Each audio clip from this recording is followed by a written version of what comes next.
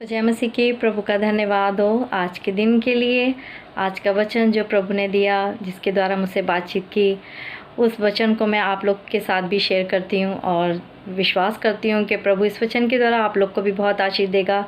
इस वचन में जो लिखा है भजन संहिता 91 उसका पहला और दूसरा, जिसमें लिखा है, जो परम प्रधान के छाए हुए स्थान में बैठा रहे वह सर्वशक्तिमान की छाया में ठिकाना पाएगा। मैं युवा के विषय कहूँगा, वह मेरा शरण स्थान गढ़ है, वह मेरा परमेश्वर है, मैं उस पर भरोसा रखूँगा। प्रभु के इस वचन पर बहुत आशीष आने पाए। आमीन।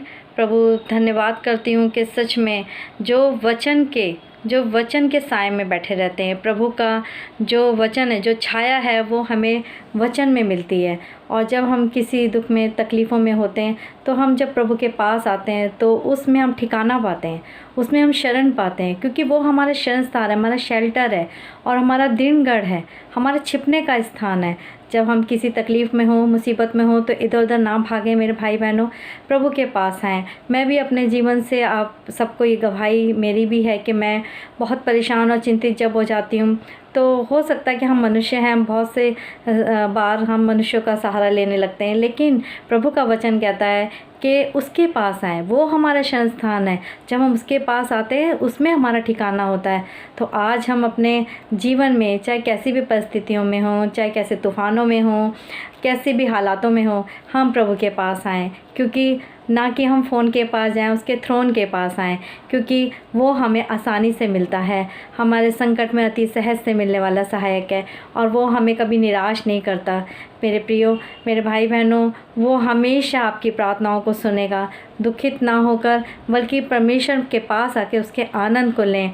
मैं भी अपने जीवन से आपको एक्सपीरियंस दे सकती हूँ कि प्रभु मेरे जीवन में भी बहुत अद्भुत काम करता है।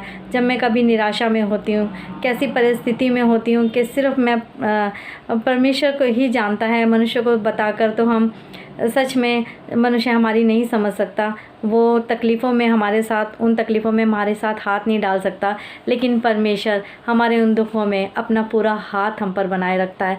और आज से, अभी से इस वचन को आप भी मनन करें, इस वचन में होकर प्रार्थना करें कि सच में प्रभु तू हमारा शरण स्थान है और तुझ में हम ठिकाना पाते हैं।